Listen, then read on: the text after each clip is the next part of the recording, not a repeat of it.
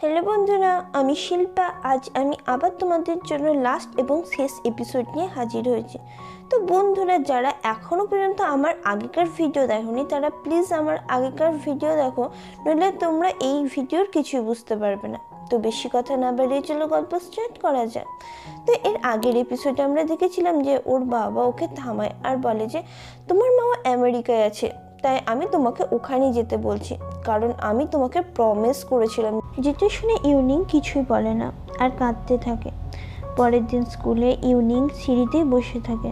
তো ইউয়ান এসে ওকে উঠায় আর বলে যে তুমি এরকম ফেস কেন বানিয়েছো। যেটা শুনে ইউনিং বলে যে জিন প্রবলেমে আছে আর ওর হেল্প করার জন্য বাবা একটা ডিল করেছে আমার সাথে। যেটা শুনে ইউয়ান বলে যে তোমার বাবা তো তোমাকে স্টাডি করার জন্য বাইরে পাঠাচ্ছে, তুমি মাঝে মাঝেই আসবে, কোনো ব্যাপার না। যেটা শুনে ইউনিং বলে যে আমি 8 বছরের জন্য যাচ্ছি আর মাঝে মধ্যেও আসতে পারবো না, আর আমি কারোর সঙ্গে কথাও বলতে পারবো না। যেটা শুনে ইউয়ান বলে যে আমার সাথেও না।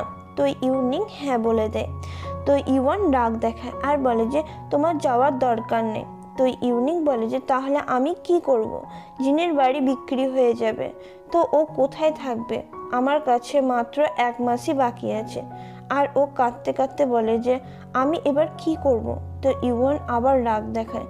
তো ইউনিং এই ব্যাপারটা ওদের দুইজনের মধ্যেই সিক্রেট রাখতে বলে আর ও ওখান থেকে চলে যায়।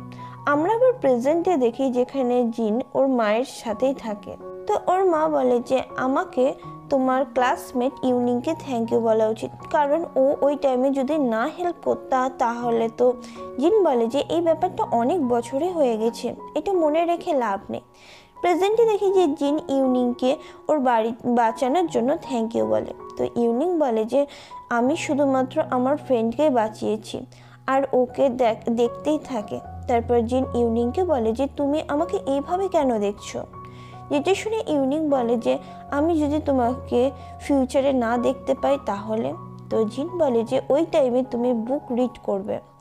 তো ইউনিং বলে যে আমি শুধুমাত্র একটাই বুক রিড করতে চাই, ওটা জিন। তারপর ওরা দুইজনে জিনের বাড়ি চলে আসে। তো জিন ওকে গ্র্যাজুয়েশন পার্টিতে দেখা করতে বলে। তো ইউনিং বলে যে আমি তোমাকে কিছু দিতে চাই, আর ওকে স্কুলের ব্যাজ দেয় যেখানে লেখা থাকে যে আমি 10 বছরের জন্য তোমার খুশির জন্য নিজেকে স্যাক্রিফাইস করে দিচ্ছি। যেটা দেখে জিন বলে যে এটার মানে কি। তো ইউনিং বলে যে আমি বইয়ে পড়েছিলাম, আর ওকে ওই ব্যাজটা পড়াবে বলে। তো জিন হ্যাঁ বলাতে ওকে হাগ করে নেয় আর কাঁদতে থাকে আর ব্যাজটা ওকে লাগিয়ে দেয়। তারপর দুইজনে বাই বলে ওখান থেকে চলে যায়। তো ইউনিং রাস্তাতে বসে কাঁদতে লাগে।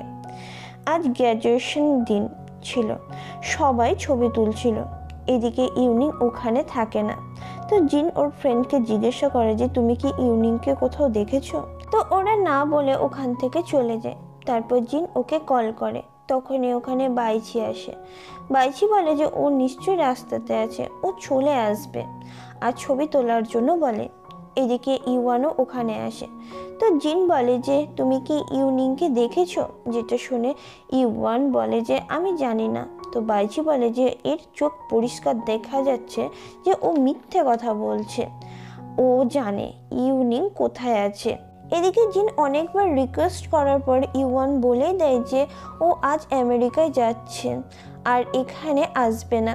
যেটা শুনে জিন বলে যে ও আমাকে প্রমিস করেছিল ও আমার সাথে স্যাংহারে যাবে।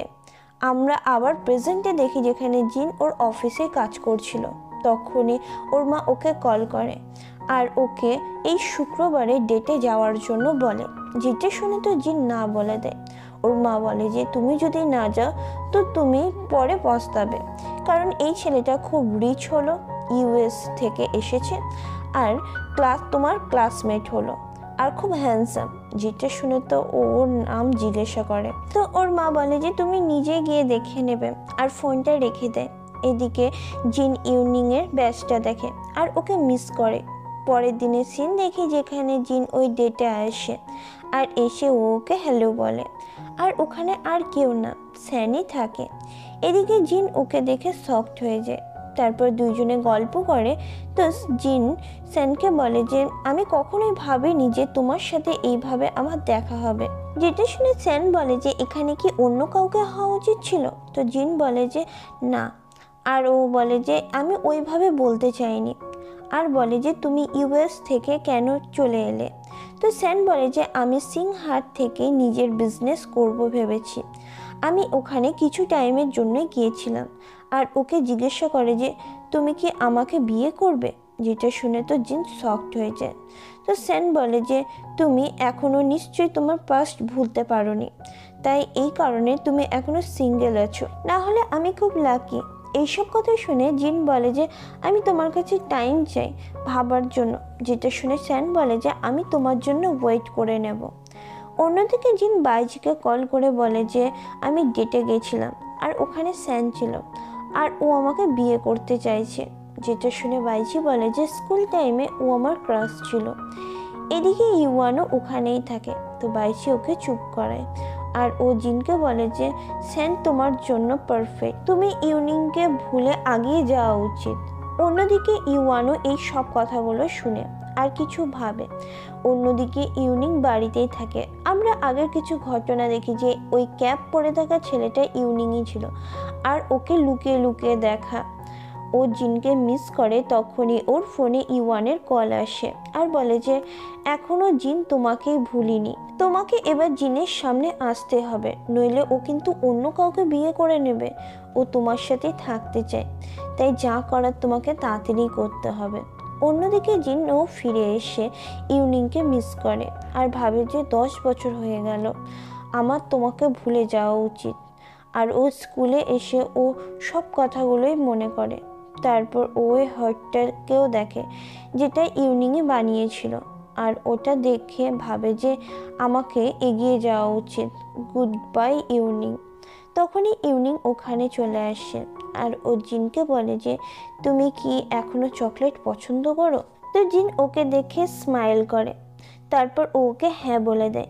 যেটা দেখে তো ইউনিংও স্মাইল করে আর বলে যে আমিও। আর এখানে আমাদের এই পুরো গল্পটা শেষ হয়ে যায়। তো বন্ধুরা, তোমাদের এই পুরো গল্পটা কেমন লাগলো প্লিজ আমাকে কমেন্ট করে জানিও।